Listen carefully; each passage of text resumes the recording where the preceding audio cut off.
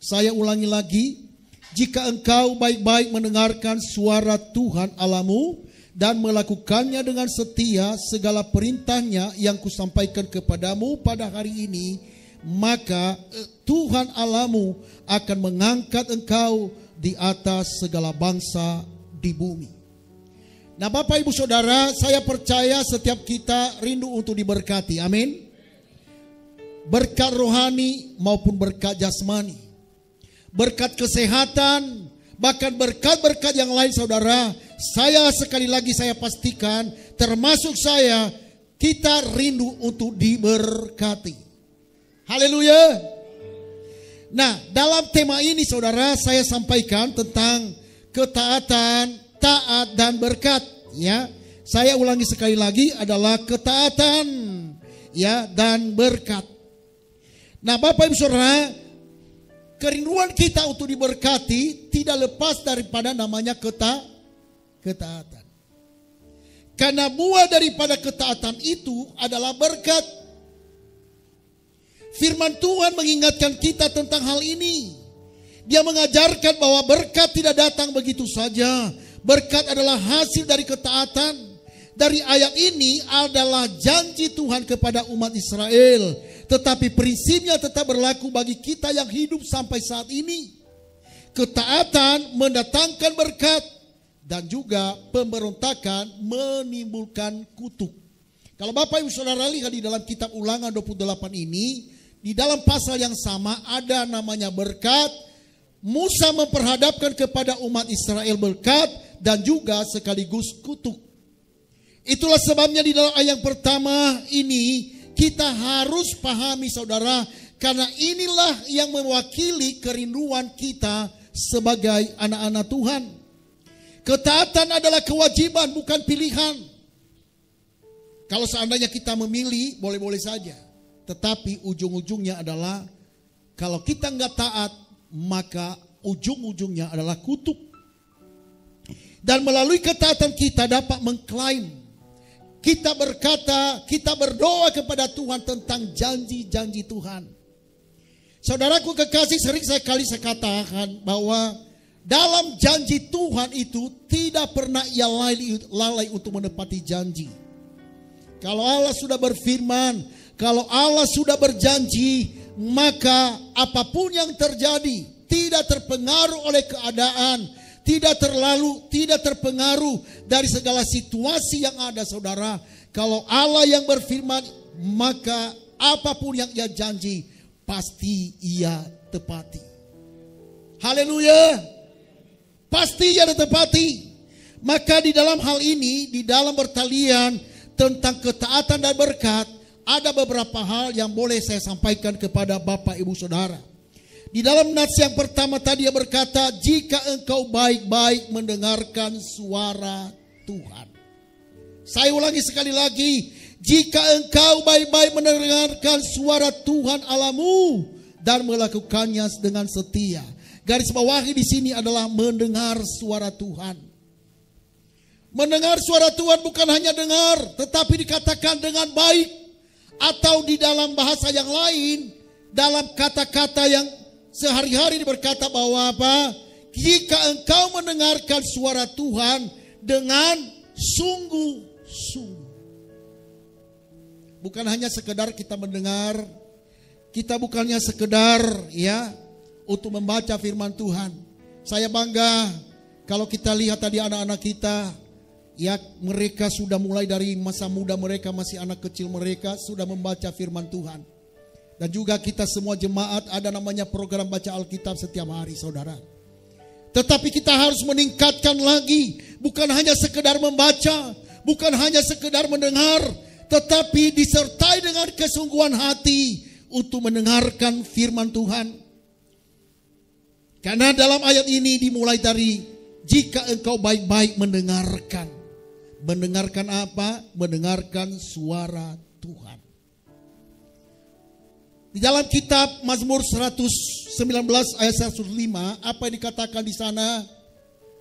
Firman-Mu pelita bagi kakiku dan terang bagi jalanku. Firman-Mu pelita bagi kakiku, terang bagi jalanku. Artinya Bapak Ibu Saudara, kalau kita sungguh-sungguh mendengarkan suara Tuhan, maka di dalam menjalani hidup ini kita diterangi oleh jalan firman Tuhan. Kalau Bapak Ibu Saudara sedang meraba-raba tentang perjalanan hidup Bapak Ibu Saudara, ada di dalam kebingungan, maka jawabannya adalah firman Tuhan. Firman Tuhan melebihi daripada hikmah manusia. Firman Tuhan melebihi daripada nasihat orang tua. Karena firman Tuhan itu adalah kekal. Itulah sebabnya kita harus simpan di dalam hati kita. Kita mendengar dengan sungguh-sungguh. Kita merenungkan firman Tuhan itu. Dan kita melakukannya. Karena itulah yang terbaik dan yang menyenangkan hati Bapa. Yaitu setiap orang yang mendengar dan merenungkan firman Tuhan. Dan ia melakukannya. Merenungkan dan mentaatinya bukan hanya mendengar. Yakobus pasal 1 ayat 22 boleh dibaca.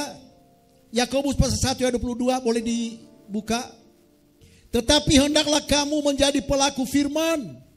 Dan bukan hanya pendengar saja. Sebab jika tidak demikian, kamu menipu diri sendiri. Jadi jelas apa yang dikatakan Alkitab ini saudara. Bukan hanya untuk mendengar. Tetapi kita menjadi pelaku firman Tuhan. Adakah yang masih ragu tentang firman Tuhan? Sering orang ragu, apa betul ya firman Tuhan itu? Bapak Ibu Saudara, firman Tuhan itu sudah teruji. Ya. Firman Tuhan yang ditulis dalam Alkitab ini teruji. Sekali lagi saya katakan saudara bahwa Allah tidak pernah lalai untuk menepati janji. Dan dunia ini boleh lenyap. Bumi boleh berlalu. Tetapi firman Tuhan itu tetap selama-lamanya. Itulah sebabnya kita harus berjalan dan hidup di dalam kebenaran firman Tuhan. Karena inilah yang membuat kita memperoleh hikmat untuk menjalani hidup yang akan kita lalui. Hari-hari apapun, kesulitan apapun yang kita alami saudara. Di dalam perjalanan yang engkau mengalami jalan buntu yang engkau hadapi. Ingat firman Tuhan. Jadi kalau kita makan, ingat firman Tuhan. Makanya ada nyanyian aja, orang yang berpacaran aja saudara, ada nyanyiannya. Aku mau makan, ingat kamu. Aku mau tidur, ingat kamu. Orang yang berpacaran aja masih bisa menyanyikan itu. Tapi sejauh mana kita cinta firman Tuhan? Sejauh mana kita mencintai Tuhan? Apakah hanya di dalam kesenangan saja, hanya untuk mencari berkat baru kita ingat Tuhan? Suka duka apapun yang kita hadapi saudara, tetap ingat Tuhan dan kita harus mencintainya. Dan cara mencintai firman Tuhan itu adalah melakukan firman Tuhan. Yesus berkata, barang siapa yang mengasihi aku, dia melakukan firman-Ku. Itulah bukti bahwa kita mengasihi Allah. Yaitu pada waktu kita berjalan di dalam kehidupan ini dan melakukan apa yang Ia perintahkan. Harus kita memiliki hati yang rindu untuk dituntun oleh Roh Kudus. Karena firman Tuhan itu bisa kita lakukan bila Roh Tuhan yang menuntun saudara. Kita nggak bisa berjalan dengan kekuatan kita. Pasti kita akan kecewa. Pasti kita akan putus di tengah jalan. Tetapi bila Roh Kudus menuntun kita, memberikan kepada kita kekuatan untuk dapat kita melakukan apa yang diinginkan oleh Tuhan saudaraku. Saya percaya kita pasti kuat sampai kepada kesudahan hidup ini. Hidup dalam ketaatan dengan mendengarkan firman Tuhan.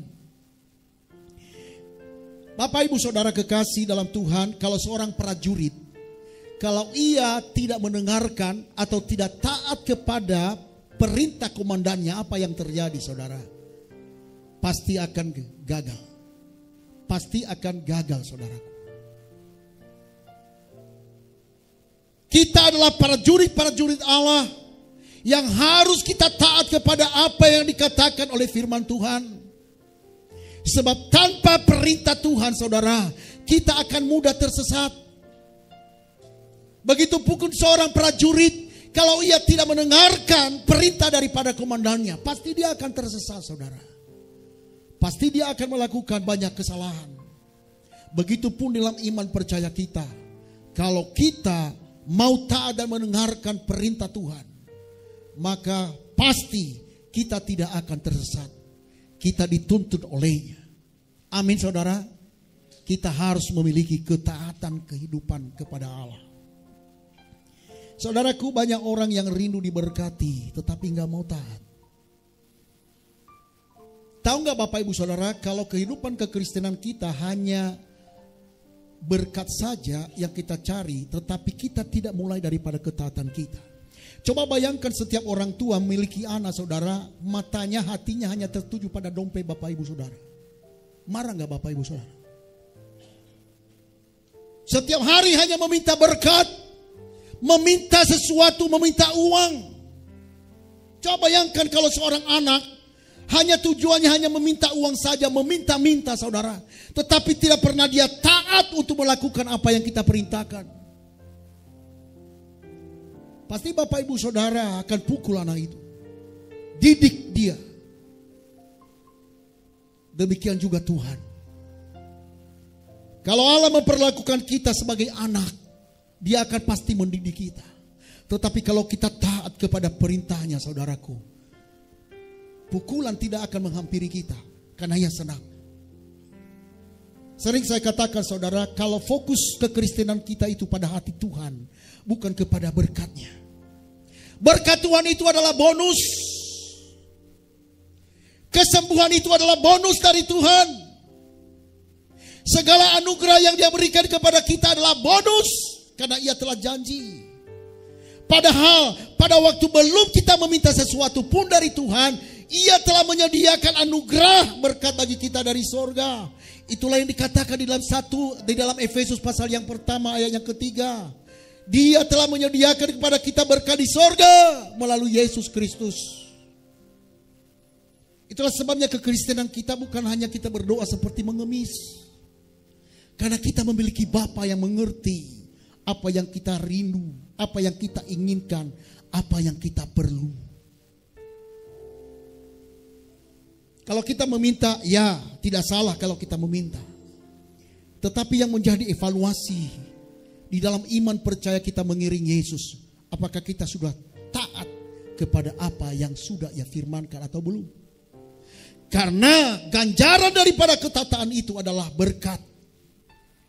Tetapi kalau kita enggak taat, bahkan memberontak terhadap firman Tuhan, di dalam pasal yang ke-28 dari Ulangan ini, Dia akan memperhadapkan kita dengan kutuk, saudaraku. Saya percaya kita semua yang ada di dalam ruangan ini, kita memilih berkat, amin. Amin, saudara. Itulah sebabnya kita harus taat kepada firman Tuhan. Ketaatanlah yang membuat mujizat. Bagaimana Yesus menjadikan air menjadi anggur, saudara, diawali dari ketaatan. Pada waktu Yesus memerintahkan pelayan-pelayan itu supaya mereka mencedok daripada air itu kepada tamu yang ada. Padahal secara kepala mata mereka sendiri mereka melihat itu air. Tetapi pada waktu mereka tahu bahwa Yesus berkuasa, mereka tahu bahwa Yesus memiliki mukjizat, mereka taat, mereka mengenal siapa Allah, mereka mengenal siapa Yesus, mereka taat, saudaraku. Dan apa yang terjadi? Mukjizat. Air menjadi anggur. Ketaatan yang membuatlah iman Abraham diuji oleh Tuhan, saudara. Sehingga dipuji, sehingga dia menjadi bapa seorang beriman. Oleh karena ketaatannya kepada firman Tuhan. Jadi sekali lagi adalah dari ketaatan inilah kita mendapatkan berkat dari Tuhan. Haleluya. Poin yang kedua yang saya sampaikan adalah ketaatan adalah kewajiban orang percaya. Tuhan tidak memberi perintah sebagai opsi atau saran, tetapi sebagai kewajiban. Kewajiban setiap kita.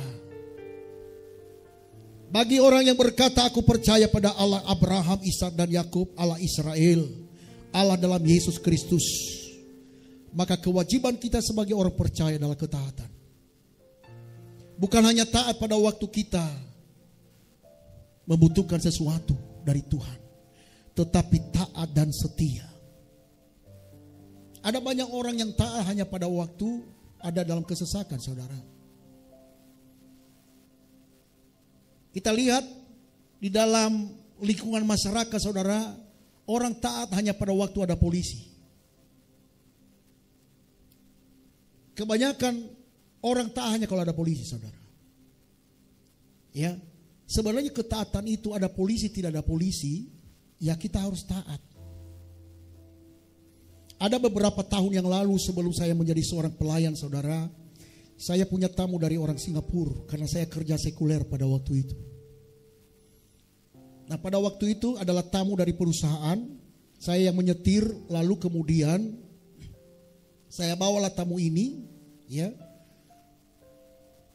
Karena kami udah lama, jalan-jalan keliling-keliling Jakarta, saudara, karena saya diperintahkan oleh perusahaan untuk membawa mereka, ya, beberapa orang untuk bisa bawa makan-makan, saudaraku. Dan kemudian kami pulang itu sudah tengah malam. Saya kemudian di perjalanan saya dihadapkan dengan lampu merah. Saya melihat kanan kiri tidak ada orang. Lalu saya tancap gas. Saya tembus lampu merah, nggak ada polisi, saudara. Tahu orang Singapura, dia marah-marah ke saya dan dia lapor saya itu kepada atasan saya. Dia bilang, you are crazy, kamu gila, dia bilang sama saya pada waktu itu. Kenapa? Karena mereka memiliki gaya hidup taat. Tidak perlu harus ada orang yang melihat, saudara. Harusnya iman kita seperti ini. Ada orang, tidak ada orang, ada orang yang melihat atau tidak ada orang yang melihat. Ketaatan kita itu harus patuh, harus taat kepada perintah, harus taat kepada apa yang dilarang. Jangan kita dibentuk oleh budaya yang tidak baik, saudaraku. Kehidupan kekristenan kita harus dibentuk dengan budaya kerajaan sorga, yaitu taat. Budaya ke sorga itu, kerajaan sorga itu adalah ketaatan. Bukan hanya sekedar patuh, tetapi taat. Kekristenan kita harus memiliki dasar bahwa kita memiliki karakter kerajaan Allah, yaitu memiliki ketaatan. Karena ketaatan adalah kewajiban setiap kita orang yang percaya. Di dalam Yohanes 14 ayat 15 berkata, jikalau kamu mengasihi aku, kamu akan menuruti segala perintahku. Berarti kalau kita enggak tunduk pada perintah Tuhan, kita bukan orang yang mengasihi Allah. Amin, saudara. Saya ulangi sekali lagi, kalau kita tidak taat kepada firman Tuhan, kalau kita tidak mau melakukan apa yang dikatakan oleh firman Tuhan, saudara, percaya bukanlah kita adalah orang yang mengasihi Tuhan dengan sungguh-sungguh. Mungkin kita hanya datang ke gereja hanya sebagai supaya seremoni aja, hanya untuk memuaskan keinginan kita, bukan untuk memuaskan hati Tuhan. Orang-orang yang taat kepada firman Tuhan adalah orang-orang yang suka memuaskan hati Tuhan. Sehingga nyanyian pujian kita di gereja, kalau kita memuaskan hati Tuhan, sangat berarti di hadapan Tuhan. Apa yang kita cari sesungguhnya di dalam ibadah semacam begini, saudara? Apakah kita supaya kita puas hati kita karena ada nyanyian rohani, memberikan keteduhan? Boleh-boleh saja. Tetapi kerinduan kita bukan hanya sampai di situ. Tetapi kita mau untuk apa? Memuaskan hati Tuhan. Ajarku memahami semua yang kau ingini, agar hidupku puaskan hatimu. Bagimu aku rela sepenuh hati menghamba, serahkan diri, genapi karyamu. Harusnya kehidupan kekristenan kita di situ, saudara. Apapun aku rela demi untuk memuaskan hati Tuhan. Kenapa? Karena Ia terlebih dahulu telah memberikan yang terbaik bagi kita. Untuk itu marilah dalam seluruh hidup kita, mari kita puaskan hati Tuhan. Sehingga nyanyian rohani kita berkata, biarlah manis kau dengar Tuhan, manis kau dengar Tuhan, dan hatiku bersuka karenamu. Ini kerinduan kita. Nyanyian apapun kita, tindakan apapun kita, saudara, terfokus kita kepada hati Tuhan. Maka dalam melayani Tuhan pun bukan melayani organisasi, tetapi melayani perasaan Tuhan. Sering ini saya katakan kepada para pelayan, engkau melayani, engkau sedang melayani perasaan Tuhan. Engkau bukan melayani organisasi. Terlalu kecil kalau engkau datang di tempat ini melayani hanya untuk melayani organisasi. Untuk apa saya korbankan segala sesuatu untuk melayani Tuhan? Kalau hanya untuk melayani organisasi, terlalu rugi.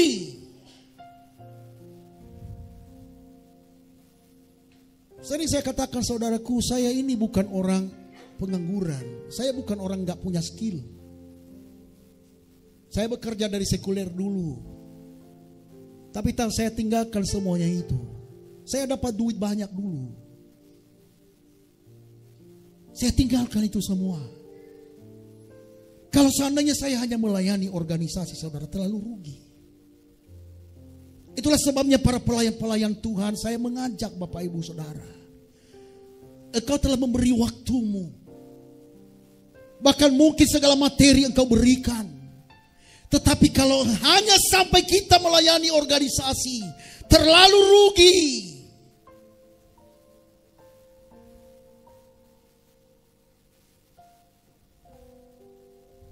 Kita hitung-hitungan dengan waktu. Saat kita punya waktu, kesempatan untuk melayani Tuhan, ayo layani Tuhan. Dengan sungguh-sungguh. Dengan sungguh-sungguh, saudaraku. Jangan hitung-hitungan waktumu dengan Tuhan. Kalau memang engkau bekerja, bekerjalah. Tapi bekerja sungguh-sungguh di hadapan Tuhan. Kalau engkau mengambil bagian untuk melayani Tuhan di dalam pelayanan gereja ini, bersungguh-sungguhlah. Jangan hanya waktu ada tugas engkau berdoa. Jadikan engkau berdoa dan baca firman Tuhan itu menjadi gaya hidup. Terlalu rugi kalau kita melayani Tuhan hanya seremoni, saudaraku. Begitupun kita datang beribadah kepada Tuhan, kalau kita hanya datang hanya seremoni, terlalu rugi. Nikmati hadirat Tuhan di tempat ini. Nikmati Allah di tempat ini. Engkau berkata, Tuhan, aku mau datang beribadah untuk menikmati hadirat-Mu, untuk dapat memulihkan aku, untuk dapat menyenangkan hati Bapa. Itulah menjadi kerinduan dan keinginanku. Tidak ada lagi yang kucari. Kalau kita nyanyi, meskipun saya susah menderita dalam dunia, saya mau iring Yesus sampai selama-lamanya. Kalau kita pintar nyanyi dengan ini, saudaraku, lalu mari kita evaluasi, benarkah kita sungguh mengikut Yesus, mengorbankan segalanya?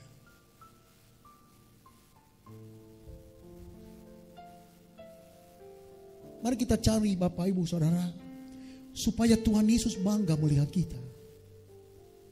Amin. Biarlah Yesus bangga melihat kita, saudara. Dia tersenyum melihat saya, saudara-saudara. Dia tersenyum melihat pelayanan kita. Gereja kita bukan hanya Bapak Ibu Saudara hanya mencari banyak jiwa lalu datang lalu tidak bertumbuh. Harus bertumbuh. Saya berdosa di hadapan Tuhan kalau Bapak Ibu Saudara saya akan mengajak untuk mengajarkan kebenaran. Saya sangat berdosa kepada Tuhan kalau hanya Bapak Ibu Saudara mengumpulkan kolektor di dalam rumah Tuhan ini. Terlalu rugi. Saya merasa berdosa. Itulah sebabnya kadang saya keras dalam berbicara, saudara.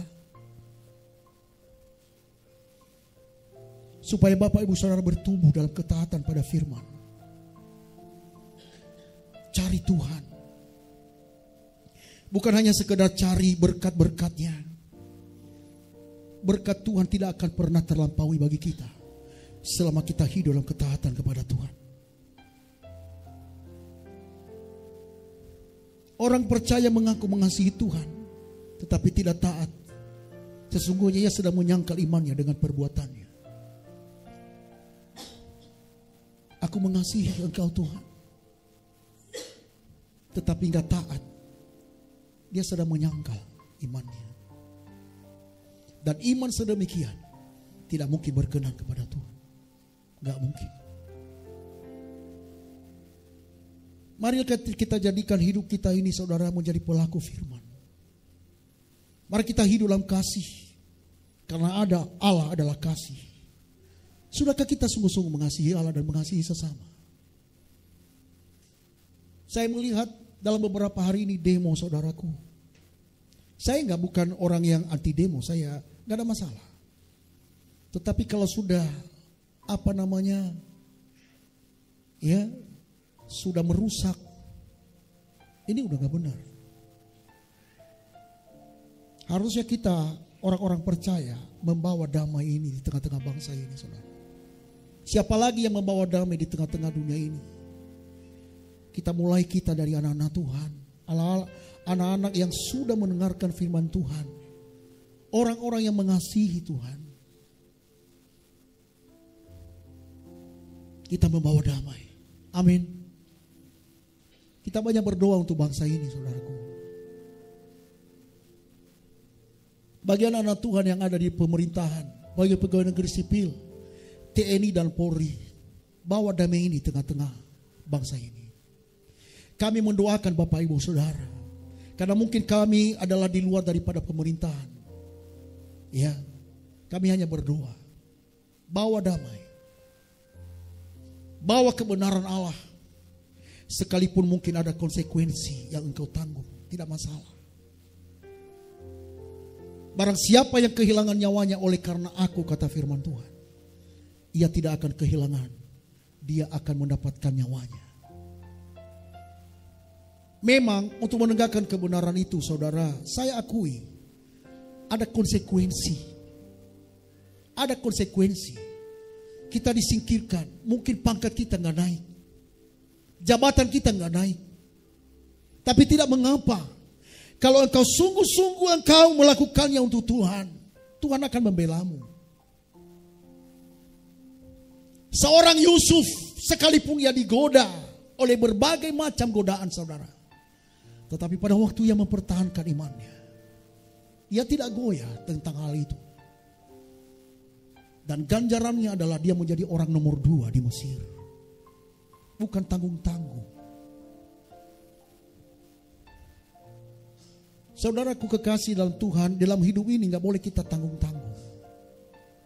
Makanya kalau apa yang dikatakan kitab Wahyu, kamu adalah suam-suam kuku, tidak dingin dan tidak juga tidak panas. Kalau engkau dingin, dingin sekalian. Kalau engkau panas, panas sekalian. Jangan suam-suam kuku. Kanan di kerajaan sorga, kiri di dunia. Ini bukan orang yang mempertahankan iman dengan benar. Saya katakan ini adalah orang yang selalu menyangkal imannya. Ya. Setiap kita, apapun kita juga di tengah-tengah masyarakat maupun RT, RW, lakukan dengan sungguh semuanya untuk Tuhan. apapun yang kamu lakukan, kata firman Tuhan, lakukanlah semuanya seperti untuk Tuhan. Mari kita cek hidup kita, apakah kita sudah hidup sesuai dengan firman Tuhan? Apakah kita sudah setia di dalam berdoa, melayani, bahkan mengampuni sesama, dan hidup dalam kekudusan? Sebab ketaatan adalah panggilan setiap hari, bukan hanya pada hari Minggu. Setiap waktu kita dipanggil untuk taat. Hal yang ketiga,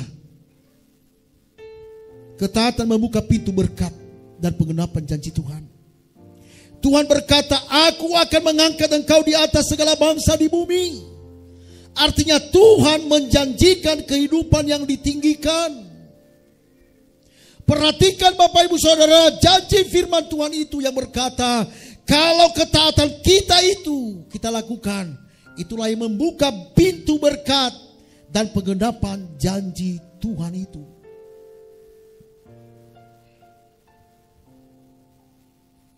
Apa kehidupan yang ditinggikan itu? Yaitu perlindungan dan penyertaan Tuhan.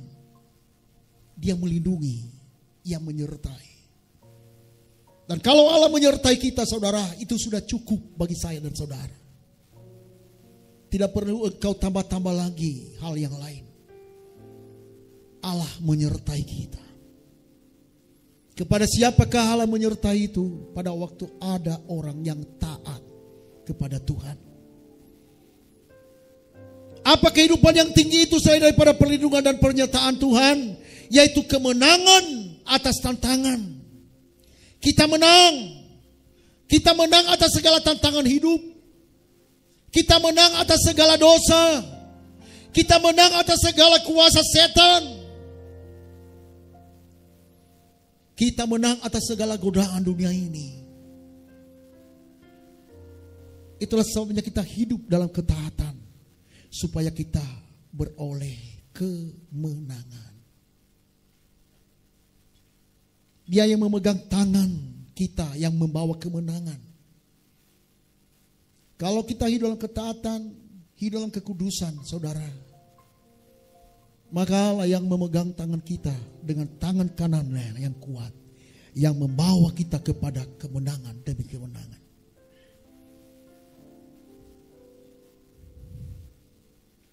Saudaraku kekasih dalam Tuhan, saya melihat ya orang-orang yang benar-benar ya sungguh-sungguh pada Tuhan, saudara. Tuhan tidak akan pernah biarkan. Ya. Tuhan tidak akan pernah biarkan berjalan sendiri. Ia selalu menyertai. Orang yang disertai oleh Tuhan bukan berarti luput dari segala pergumulan. Tetapi pada waktu Allah menyertai, sekalipun ada pergumulan tantangan hidup, pasti kita akan keluar sebagai pemenang. Tuhan tidak pernah janji bahwa pada waktu Allah menyertai kita tidak ada tantangan.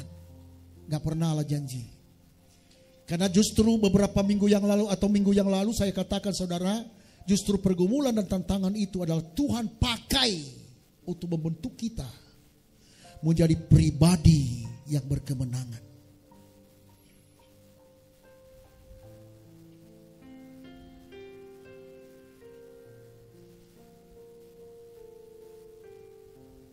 Segala apapun yang kita perlu, Allah mencukupkannya bila kita hidup dalam ketaatan. Tapi jangan dulu cari kebutuhan dulu. Ya, hanya untuk kita taat karena kebutuhan, bukan begitu. Jangan terbalik. Jangan kita memiliki azas manfaat terhadap Tuhan. Tetapi biarlah Tuhan memanfaatkan kita. Dan biarlah Tuhan yang memberkati kita, saudaraku. Dengan caranya. Banyak orang ingin berkat, tetapi lupa bahwa ketaatan adalah kunci untuk memegang janji Tuhan. Saya sering dengar dalam doa aku mengklaim janji Tuhan. Boleh-boleh saja. Tetapi sejauh mana engkau taat pada firman? Jangan hanya kita, aku Pegang janjimu. Aku pegang janjimu di dalam doa-doa. Ini sering saya katakan di pendoa syafaat. Seorang pendoa syafaat itu bukan hanya sekedar berdoa untuk mengklaim janji Tuhan. Dimulai dari kita, karakter kita. Jangan-jangan para pendoa ini susah sekali mengampuni orang. Tapi doanya waduh luar biasa, gemetar-gemetar. Tapi susah sekali mengampuni orang. Ada orang yang bersalah aja dendam. Harusnya, tahu nggak Bapak Ibu Saudara, pendoa syafaat itu adalah orang-orang yang dekat dengan Tuhan. Ya, para pendoa-pendoa yang suka berdoa itu orang yang dekat dengan Tuhan. Nah, orang yang dekat dengan Tuhan itu pasti disertai dengan apa? Kasih. Pasti. Jangan-jangan hanya doa kita yang dekat dengan Tuhan, tapi hidup kita jauh dari Tuhan, saudara. Mari kita evaluasi. Para pendoa, para pelayan-pelayan semua. Siapapun yang merindukan berkat-berkat Tuhan, evaluasi kehidupan kekristenan kita. Ya. Kita evaluasi. Bukan berarti bahwa kalau kita dekat Tuhan semua lulus. Di gereja kita udah berapa, hampir 1 tahun kita di gereja ini belum ada kantor gereja, saudara. Kadang-kala saya datang ke tempat ini gak ada kantor gereja. Saya hanya duduk-duduk di depan. Saya pikir-pikir kapan ya ada kita bisa buat kantor gereja di belakang.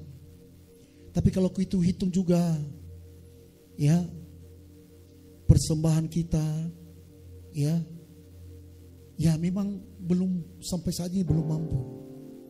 Sering saya diskusi dengan Biaken, ya para majelis hamba-hamba Tuhan, bagaimana ya? Kadangkala kita makan juga, ya saat para pelayan makan, saudaraku makan begitu saja di depan sana, ya tanpa ada teratur. Ya saya rindu itu gereja ini sebenarnya itu apa teratur semua itu apa rapi gitu ya. Dimulai dari bawah. Tapi kita nggak punya tempat kantor. Tabungan Bapak Ibu Saudara betul ya. Tapi kan kerinduan kita kan untuk memiliki gedung ini atau mungkin kita beli tanah. Walaupun sebenarnya secara hitung-hitungan Bapak Ibu Saudara nggak cukup. Tapi sekali lagi dengan iman kita memulai sesuatu apa yang ada di tangan kita. Ya. Tapi apakah itu merupakan sesuatu hal kemalangan bagi kita nggak ada kantor? Tidak, saudara. Kita berjalan aja. Saya sebagai hamba Tuhan itu menerima apapun. Karena saya melayani itu bukan karena fasilitas. Saya melayani oleh karena cinta Tuhan. Karena saya mengasihi pekerjaan Tuhan. Tidak ada yang lain. Tidak ada yang kucari apapun. Itulah yang selalu kuajarkan kepada pendeta-pendeta yang ada di bawah pembinaan ya di gereja ini. Jangan kita melayani karena fasilitas. Tetapi apa yang ada kita melayani dengan sukacita. Kita melayani dengan sungguh-sungguh.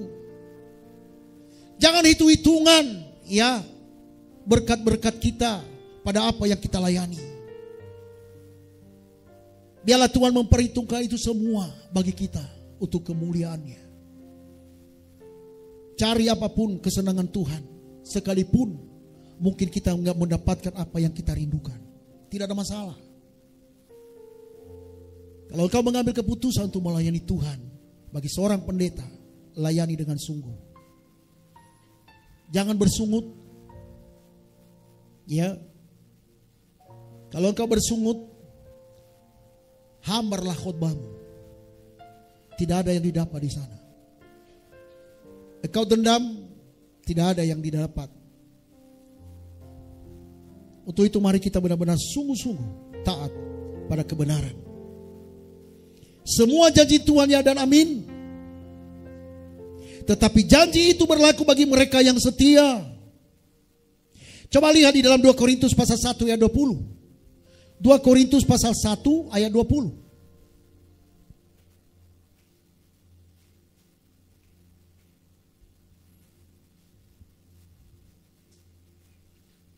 Coba 2 Korintus pasal 1 ayat 20. Sebab Kristus adalah ya bagi semua janji Allah. Itulah sebabnya oleh Dia kita mengatakan amin untuk memuliakan Allah. Ya dan amin. Ya, sebab Kristus adalah ya bagi semua janji Allah. Itulah sebabnya oleh Dia kita mengatakan amin untuk memuliakan Allah. Jadi janji Tuhan itu ya, tidak ada ragu-ragu. Amin, ya.